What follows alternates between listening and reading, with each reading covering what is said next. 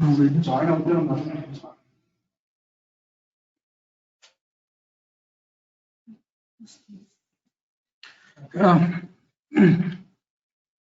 Good evening to all. Welcome to today's evening session of XFLR 5 webinar by Garuda Astra Aero Innovative Solutions. Let me introduce myself. I am Shivadurga Madhav Gilla, Director and CEO of Garuda Astra. Garuda Astra Aero Innovative Solutions Private Limited is a UAV-based startup incorporated in 2019 with an objective of design, development and deployment of UAS.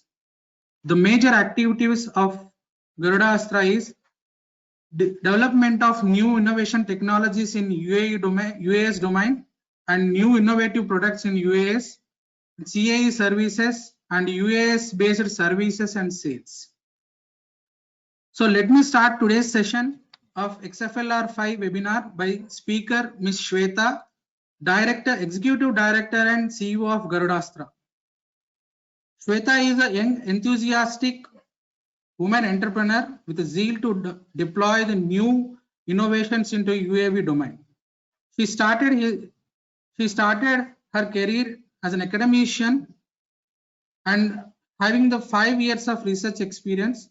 So I hope everyone will enjoy this session. Before starting the session, a small note by President of Garuda Astra, Sri T.M. Naidu. Sri T.M. Naidu is a scientist and project director of LCA, Tejas and of Aeronautical Development Agency, Bangalore. He has a vast experience in the aerospace industry and as well as in the new innovations. So I will hand over the session to the T.M. Naidu sir to talk a few words. Thank you.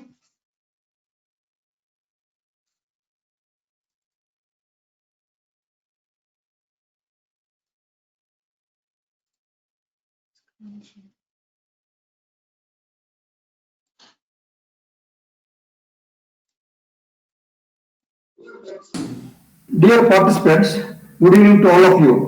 It gives me great pleasure to interact with you through this webinar.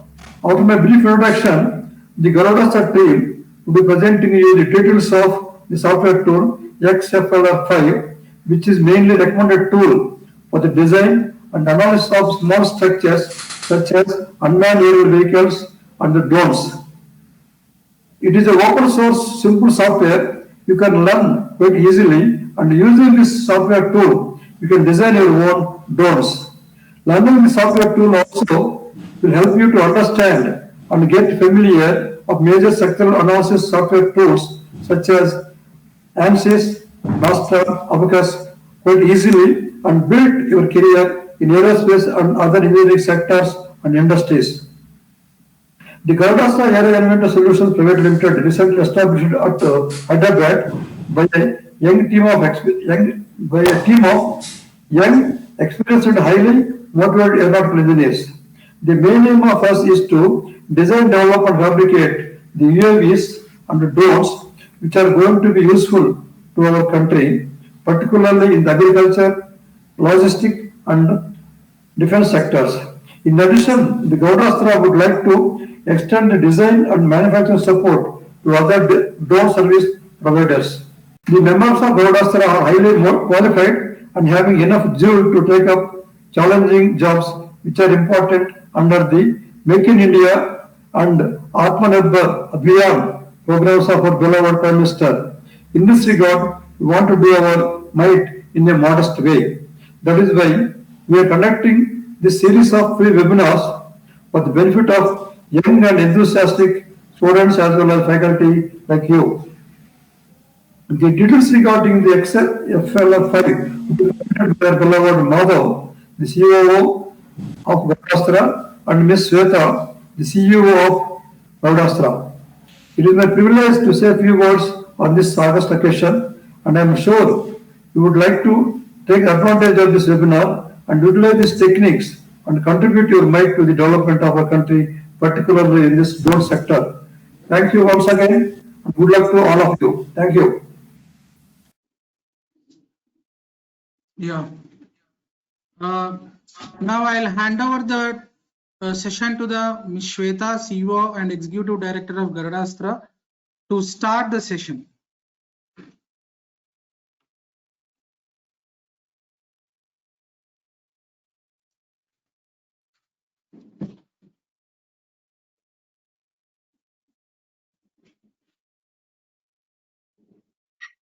Yeah, hello. Good evening, everyone. I'm Shweta. So before, I will not bore you much by introducing myself and everything. So let's go straight away to the today's topic. That's about the XFLR file, the tool which we use for designing the UAVs or drones. Okay.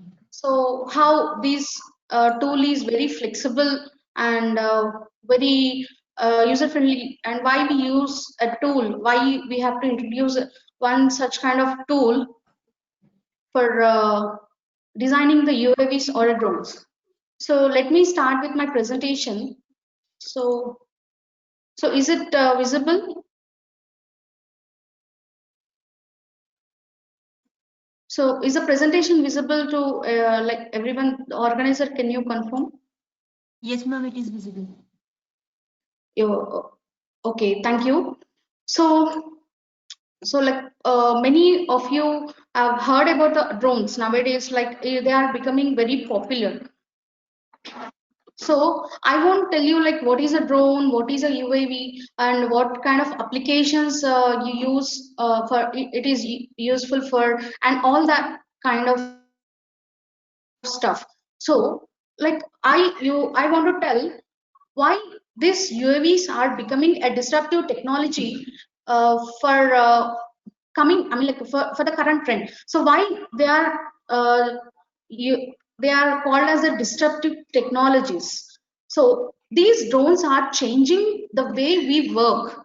So they are giving or they are enabling a non-traditional solutions, non-traditional kind of market. So by making the day-to-day work very simpler in process. So when the increasing applications of these drones in our day-to-day life, or maybe in the different sectors, right from agriculture, energy, real estate, and to the scientific, to the military, to the scientific research, and to the law enforcement, we can see like this is a very disruption kind of thing. Okay, so most of us, it may be like drones can become an ultimate technology in the coming near future. So when they start to think on their own, that means they're having their own brain. And the most important thing is when they become very, very affordable to each and everyone. So this kind of drone or these kind of drones are important to consider. So when we talk about design, or maybe like challenges we face in design of the in designing such kind of drones for different applications. Okay, so what are the major challenges we face? So like, so why I tell the design of the UAV plays a vital role in fulfilling the applications or the purpose it is created for is, so when you take uh, like when you talk about the aerodynamic efficiency, or maybe the center of gravity shifts due to the heavy sensors, or maybe due to the reducing size of the battery, an additional lift can be required or necessary, an additional kind of lift is necessary. So these kind of effects can reduce or can make the endurance of the flight very small. So when we give an aerodynamic and efficient aerodynamic design such that these kind of problems can be can be avoidable. So that kind of design may work very efficiently. Okay, so that's why the design of UAV plays a very vital role in increasing the endurance of the drone. So like while other challenges are there still, like connectivity and integration of other challenge, or maybe like other challenges. So when we talk about the design, okay, so when you want to turn your design into your validated product, or maybe when you have a real thought, one new thought, and you want to give life to it. So what is the way, what is the process actually? So you find in these days there are so many computational software, so many computational platforms where we use to do such kind of validation process. So like we require one platform, we require one programming code in the form of the software to make your design or to prove your design validated. So like when we use such kind of platforms or softwares, generally what kind of problems we face? First thing is like we don't have any control over the software. Okay, so like we have to use the existing one, I mean already designed one, already available thing. And next thing is like you should definitely purchase it, or maybe you should have a license, or you should have a subscription to that. Okay, and the next thing is like when you want to change the actual code of your program or actual code of your tool, okay, you found some bug, or you want to modify something according to your design, no, you don't have access to it. Okay, and next is like it is not a much user friendly to you. It's not, the tool is, you have to train it to use such kind of tool. So like these are the problems we face generally while using such kind of designing tools. So when we go into the market, what kind of softwares are generally design softwares or design tools available? So broadly, when we classify, I can see like commercial softwares or proprietary softwares and open softwares. Open softwares, I'll tell you in a while what is open software and what is that, like open source and everything. So commercial softwares, as you can see, like Autodesk, CATIA, and everything are the design. And when you go to the analysis tools, okay. So just out of my interest, I just wanted to poll, like I just wanted to ask for any one of you till now, which kind of tools or which kind of design and analysis tools you have used to design your own UAVs or drones, or maybe some other kind of stuff. So I just wanted to poll this.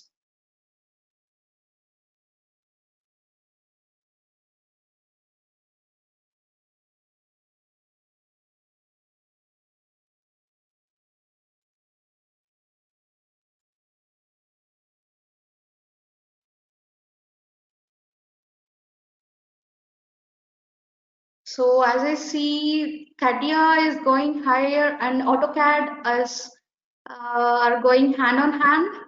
Not okay. CATIA is bit less now. So yeah, the commercial softwares are going up when we compare to the open source.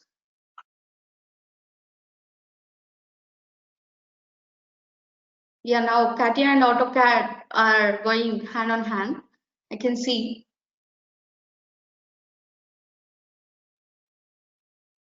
So maybe last 50 seconds for polling. Even now, the CATIA and AutoCAD, which are most popular. As an academician and researcher, I know the kind of softwares, these two softwares are very, very popular.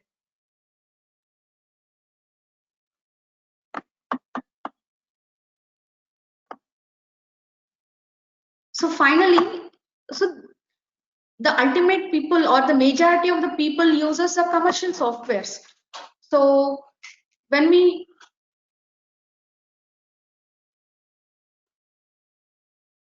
is still going on.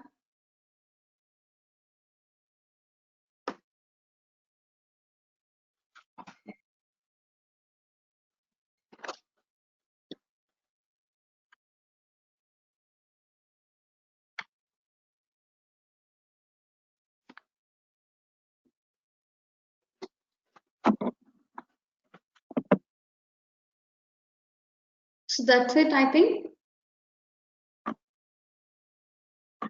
So what if I say, I introduce to a tool or to a software or which is much user friendly and which has a simple way of analysis, which is effortless, like which you can improve your skill by using the tool. You can improve your skill further, and the main thing is which you can access the code of behind what is going on, what you can change, and like it's a very the complicated contours or maybe the plots, everything can be changed very easily or can be observed very quickly. So that kind of software. And finally, if I say the software is of free of cost, the software is free of cost. So let's have one more poll. How many are ready to use such kind of platform? Don't don't poll it or don't give it for just it's because of free. So just see the feasibility also, feasibility in the and flexibility of that software.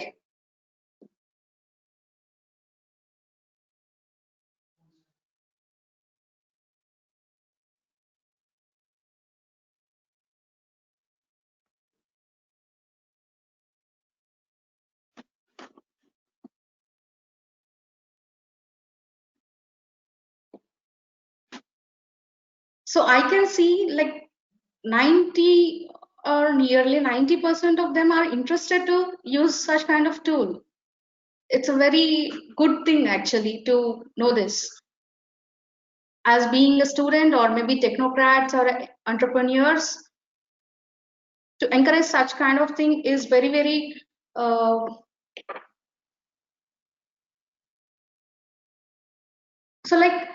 so to know about this platform, that means why these are all provided. I mean, like with such kind of external features or maybe these kind of features, and why is it free? So in our society generally, when anything is given free, that is not valued. Okay, it's true. They'll start doubting why they are giving in a free manner. Like why everyone will get a small doubt on it. So like I will introduce something like I wanted to tell now what is the open source and what's behind it. Okay, it's something out of the box today for the current topic, but it's kind of interesting to know. So let us go back to the 1970, where uh, at MIT, a staff programmer has at MIT in 1970. What he has done is he did not able to access the printer code. So what he has done, due to his frustration, he quit his job, and in 1983 he came up with the open source operating system called GNU operating system in 1983. He is Richard Stallman. Maybe many of us or the people who know about the open source can know him. He's Richard Stallman. So due to like he developed this GNU operating system, and he started the free software movement, which has led to the born of open source movement. So open source is a collective like work to accomplish something. Like imagine yourself in a small village, in a small town, where you have system in front of you and internet with you. Okay, so you can access or you can work, collaborate and work with the many people of your own kind, of your own passion. Okay, and you can see such kind of, or you can work through with such kind of people around the world. There is no limitation in that. There is no fixed kind of boundary in that. Around the world, you can work with such kind of people who are having the same passion as yours. So this diverse group of people over the world who want to contribute their piece of project, their piece of thing, are the main important people who are behind this open source. So let us say so when we are talking about storyline of this open source after 1983, even though GNU operating system came up, most of the tech industry is controlled by the commercial softwares. So when the Linux in 1991 came up, the Linux operating system came up as an alternative of the Windows and the Mac. Then the open source got mainstreamed. Even now, big shots like NASA, Dell, IBM, and even many of them use Linux because they observe the feasibility and flexibility of using Linux to fulfill their specific needs, specific applications. And the study, I mean, like one of the studies says Linux is the most effective high velocity software development process in history of computing. So that's very, I mean, it's not agreeable, but we have to. There is a study in that. So slowly the open source software started growing like other fields like database management system. MySQL has developed, and the Perl, the programming language, came up, and the web server, Apache and Red Hat, etc. And the GitHub standardized it, etc. And in 2008, Google released Android devices which runs on modified version of Linux. So with this, the smartphone revolution or the evolution of the smartphones has come up. So, and there is also one more study, like 99% of the Fortune 500 companies use open source system, open source softwares, or open source tools, because let's think like a tech industry or maybe a software development industry where 20 to 30 people you can hire and you can incentive them. But in the open source, where the passionate people come around the world, there will be like millions and trillions of the people who can contribute to it. So how can we compete with them? How can 30 to 40, maybe hundreds compete with millions and trillions? So there is no comparison in this. So it's like I'm not advocating any socialist society like that. I'm just trying to say when you work with a collaborative manner, or when the value of the work done to the collaboration is very high, like it's like improving your own strengths while giving space or while giving the room for other strengths too.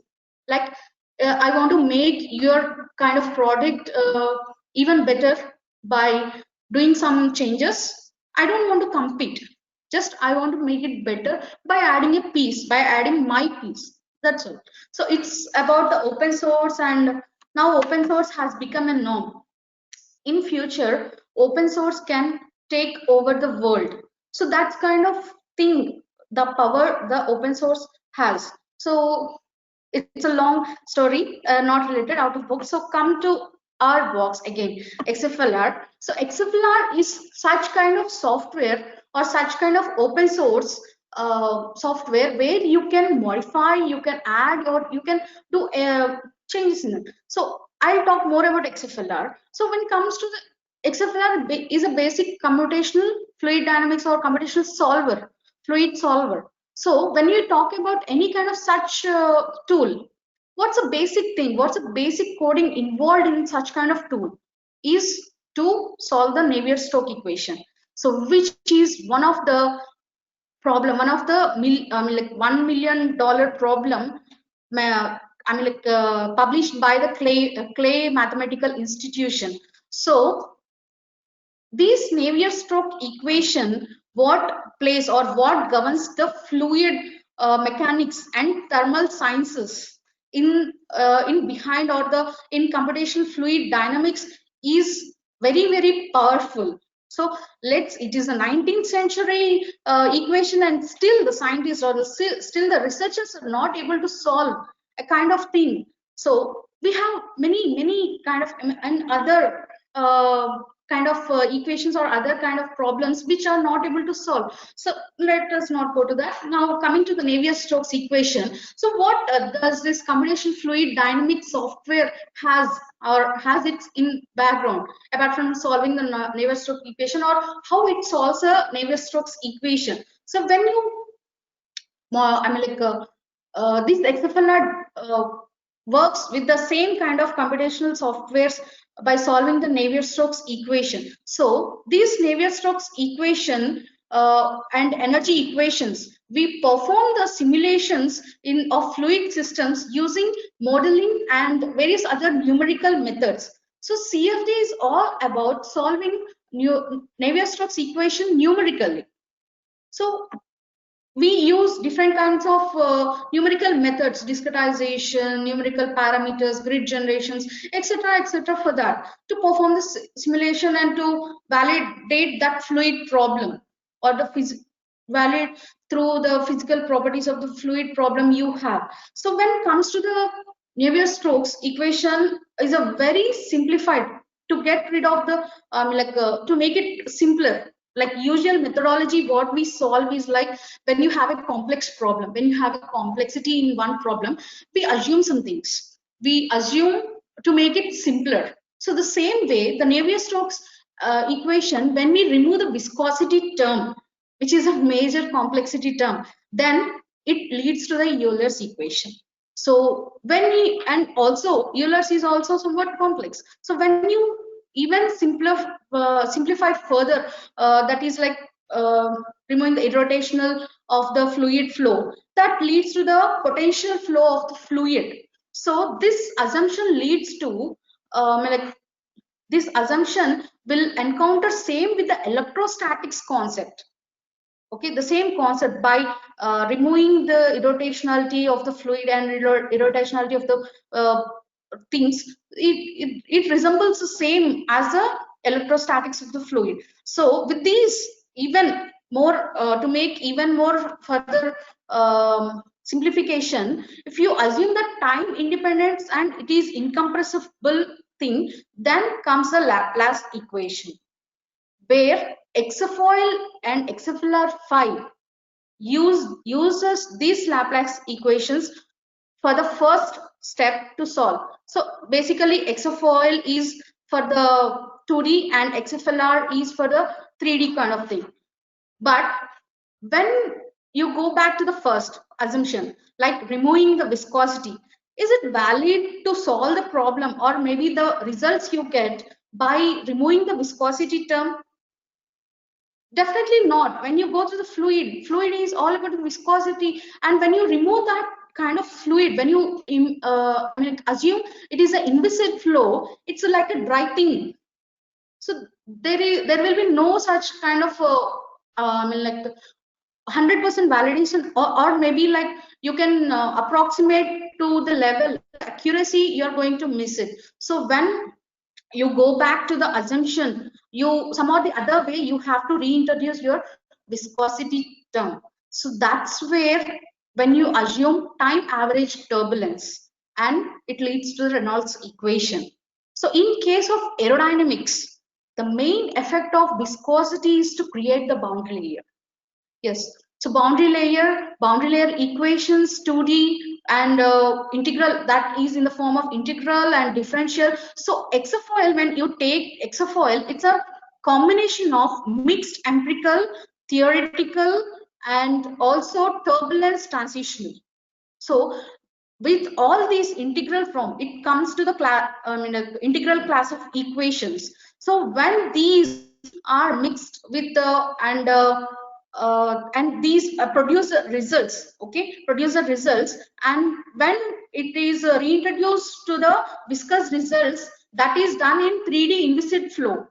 That is means when you interact with again with the hexafellar phi, so that is where you solve your problem. That means hexafellar phi, what you have solved in the hexafoil, the one based on the 1D boundary layer integral equations, by using the Reynolds equations and everything. So when you reintroduce the results, when you reintroduce to the viscous results, which are solved in inviscid solutions to the 3D, so that's where hexafellar phi does. That's what it does. So coming to the Laplace equation, when it is solved in 3D, like what it has to be done is, the function phi, should meet the Laplacian equal to 0 for anywhere in the fluid. So that's where that means that you are satisfying the boundary condition that represents the problem. Okay, so the vertex is something very essential in the CFD, and into the panel methods. So the Newman type of boundary condition is specifying the value of the gradient, or maybe the derivative of the potential flow, what we discussed, potential function on surfaces. So these Newman boundary conditions are used in XFLR 5. Okay, so this was the background of the coding, or maybe the background equations running around XFLR 5 and XFOIL. So that's how it works, the CFD, the simulation, and the other stuff. So finally, the tool XFLR 5 is to design and analyze your airfoils, wings, planes in a very low Reynolds number, so which can be done in two different kinds of analysis, like direct and inverse methods, and also it has a capability such as aerodynamics and stability. That means, see, you don't have to use two platforms to measure your stability, measure your aerodynamic efficiency. It can be done on one platform, and that too very flexible manner, very very useful manner. Okay, by using the vertex lattice method and 3D panel method. Okay. So when you come to history of XFOIL, like who developed this and what is behind the thing of development of XFOIL. So XFOIL, as said, it's an open source software. It works on GNU operating system again. So thanks to Richard Stallman, who again created. Otherwise, XFOIL or XFLR have never seen the world. So we should also thank the developers. And you can see the first person here. He's Mark Della. He's an MIT professor, astro and aerodynamic professor, who developed this XFOIL to design his first human-powered lightweight aircraft called Daedalus. Okay, so from that XFOIL has originated, where slowly Andrew has taken the initiative of improving it to the XFLR 5, and then Flow 5 is a commercial version going to come up as a next version of XFLR 5. But the beauty of these XFOIL and XFLR 5 is, when you really don't know the code, or when you really know how much it is, how much, at what level you have, and you want to go further, okay, and when you really want to solve your idea into a different manner, okay, so you can access the code, you can pull a request, you find a debug in that, you can pull request to the to the maintainers, and you can, and within very less time gap, these people will add your request to your into the source codes. So it is maintained like that. It's very beneficial. I see, my own experience now, I will cover it. So finally, like XFLR stands for this, X is like a variable kind of thing, okay, so you can put anything in there. So F is like a foil and low Reynolds number, and 5 is for 5 different kinds of which I can say parts, or maybe the components of the UAVs you can solve for. It's a aerofoil, wing, tail, vertical and horizontal, and body, or a fuselage. So that's what XFLR 5 represents or stands for. So everything has a limitations now. Like, I mean to say that when you have something, or when you want to create something, when you use something, anything in this universe has a limitation. Without that, nothing is there. So when you come to the XFLR, this viscous drag estimation, the limitations I want to describe here: viscous drag estimation, incomplete modeling of wing body interaction, that is two body interface, two body interaction, and flat coil panels. These are some of the limitations you have for the XFLR 5. But when someone like here, I want to mention one point here. These limitations are, why these limitations are there? There will be some basic coding problem, or you are not trying, somebody is not able to get how to solve this kind of So it is open to the millions of the, it is open to the world actually, not millions, it is open to the world. So suppose if you have something which can solve this viscous drag estimation, let us say, you can automatically contact, or you are open to contact, you are open to contribute your part to avoid or to eliminate these limitations. So that's what the beauty here. And so with this, the brief thing or about the XFLR, I hope I mentioned every point. I tried to cover actually every part of it. Okay, so finally, I want to share my experiences with XFLR, like how we, okay, before that, so myself, I have experience like academician and researcher in UAVs, and maybe I mean also as an aero modeler, and now entrepreneur. But every time I was traveling through all this journey, okay, all this journey, and the XFLR is the most beautiful I've seen on the, it's a kind of thing which is used even though my position is changing, the XFLR stays the same. Okay, that's what I see. So I want to tell my experience, like I want to show one of the model or one of the study we as a team made this happen through XFLR 5. Is this is a RC glider sail plane, which we used to solve this. So left side you can see the XFLR model, and this is a real model, and here is the one more RC model we have. So the XFLR model, and we faced a lot of issues. I don't say that we directly designed XFLR in XFLR CAD model and it flew like that. No, we faced a lot of issues, a lot of stability issues, a lot of aerodynamic issues. But what is the thing is, we were able to solve it very easily. We were able to sort it out where the problem is. So the first thing what you have to know when a problem arises is like where I have to sort it out. So what I can do so that the problem, I can find a solution for it. So that kind of sorting out a problem, sorting out the issues by finding has been very much easier. So we learned a lot by seeing the coding behind it, by talking to the communities and all such kind of thing. So I will show you the video of this.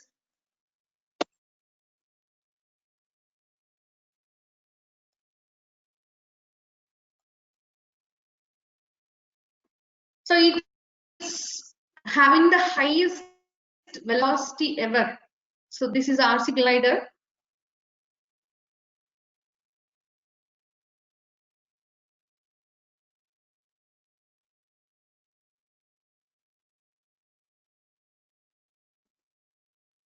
So I thank all the participants who have shown interest to attend this webinar. I hope I have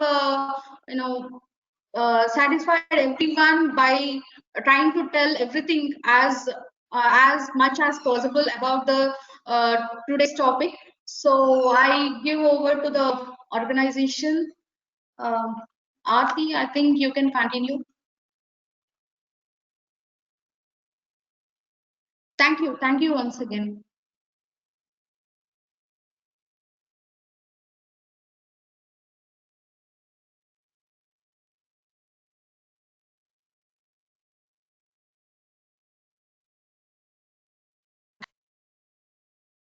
Thank you, Ms. Sweta, Executive Director and CEO of Garuda Astra. You have given the valuable information about the XFLR open source software.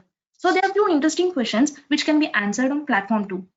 So most of the audience are curious about where to download XFLR 5 and how to frequent updates available.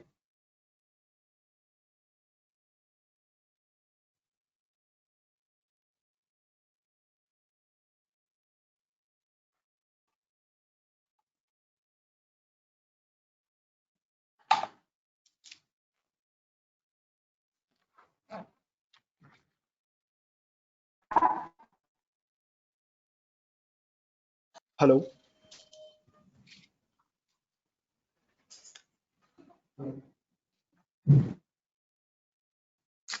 Hello, could you answer, Vinay?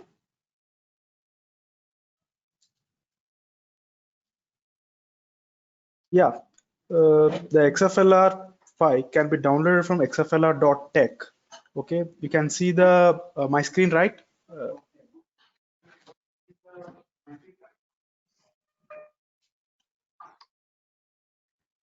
Yeah.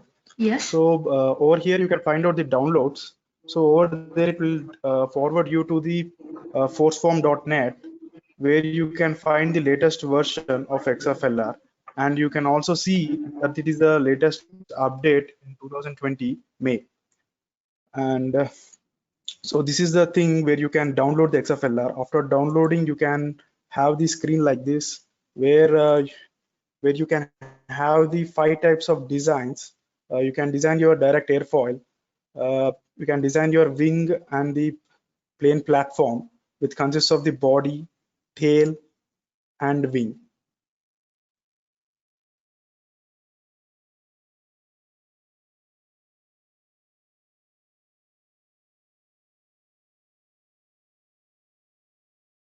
Yes, absolutely.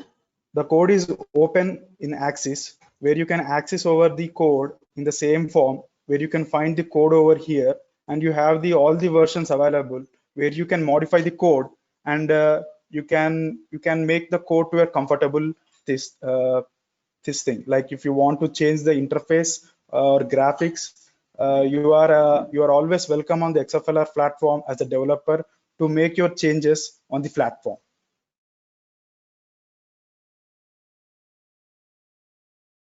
So what are the design features of the XFLR file? So what are the design features of XFLR file? Yeah, I already mentioned like the design features are mainly you can design your airfoil, like where you can see on my screen, there are various options in the airfoil design. Like you can have the direct NACA series over here, and you can analyze your airfoil at various Reynolds numbers, or you can have flexibility of drag, make your own profile, and have an analysis at the roller Reynolds number. Apart from that, there is a possibility of making the plane platform, where you can develop your the wing by setting the parameters and the airfoils. And you can also even set the vertical tail and horizontal tail similar to the wing. And compared to the other design platforms, the XFLR has a flexibility to have your fuselage design, where you can make a point drag and make your flexible fuselage appearance. You can make the blending body, or you can make the glider body. It's very flexible to make the fuselage bodies in the XFLR and analysis. Okay, so what are the analysis capabilities of the XFLR file? What are the analysis capabilities of XFLR 5?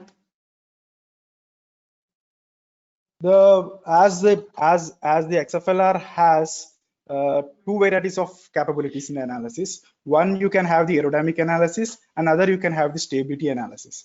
So the aerodynamic analysis also have a various types. There are basically 5 types. You can fix your speed and analysis, or you can fix a lift, like how much lift you want to have your model. You can fix that the lift in the Newton, and you can analysis, and you can also fix your angle of attack, and you can also analysis. And if you have any beta range, this thing like if you have to have a side slip angle and check the aerodynamic properties, then you can have that analysis. And coming to stability analysis, the XFLR has such a flexibility for the aerodynamic analysis, which is the main feature in the analysis feature, where you can have all the stability derivatives can be attained from this analysis. So you can have the static and dynamic analysis for your stability.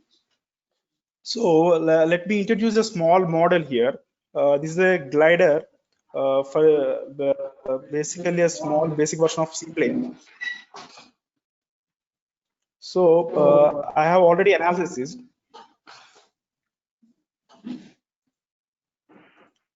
So you can see the XFLR has a feature where you can directly view the plots as per your requirement.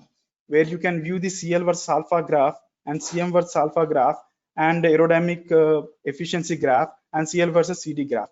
So basically, it is a low fidelity tool where you can have a start for your data, where you can have an initial data to begin your model design, basically. So coming to the stability analysis, the stability analysis, as we know, in the aerospace domain, there are two categories. One is the longitudinal and other is a lateral. So you can make it out the lateral and longitudinal and lateral stability over here, and even you can animate the speed and amplitude to check whether the model is written back into its stable position or not. So these are the analysis features of XFLR, which makes it more prominent to be used by every RC modeler in overall the world.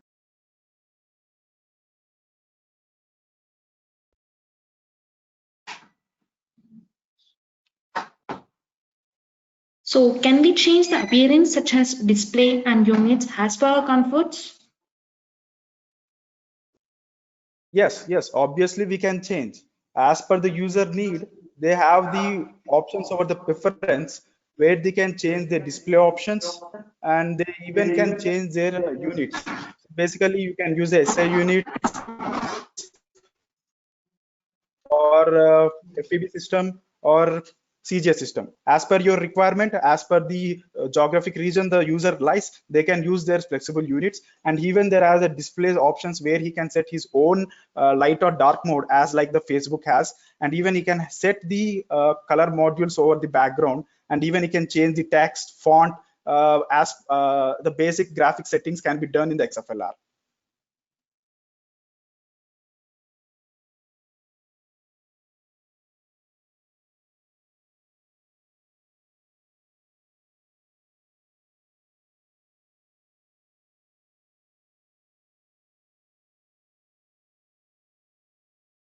Thank you to our technical team for answering the questions. Further, the queries can be answered through mail. So the section will be carried out by Mr. Madhav, Chief Operations Manager, Garuda Astra.